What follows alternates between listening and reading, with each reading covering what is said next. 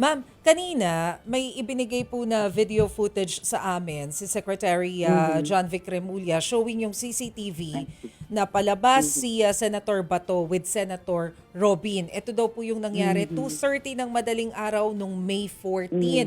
Ano po yung naisip ninyo nung makita po ninyo itong CCTV footage na ito, ma'am? Well, hindi ko pa nakita yung kumbaga primary video ng CCTV footage na yan. Bagamat nasisilip ko online no sa mga posts. So, I think it will be an important part nung investigasyon sa lahat ng kaganapan nung nakaraang linggo.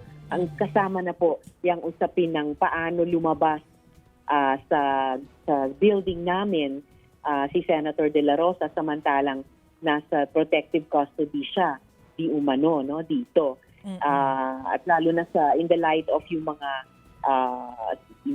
sumunod na kaganapan tulad nung ngayong araw na hindi po napagbigyan yung hinihingi niyang TRO mula sa Korte Suprema. Ma'am, kapag po ba sinabi natin na under protective custody ng Senado, ano po ba yung sakop nito?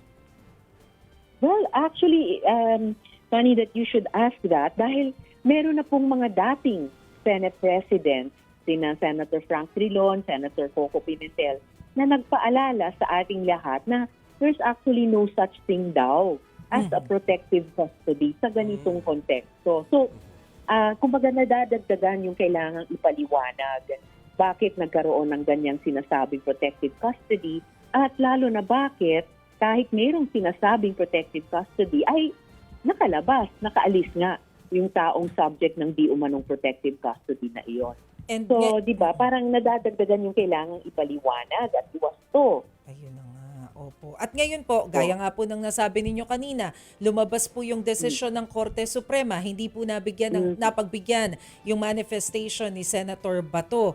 In effect, sinasabi po ba nito na valid yung warrant of arrest? And kung yun nga po yung kahulugan nito, paano tayo mag-move forward? Paano natin i-deal ito?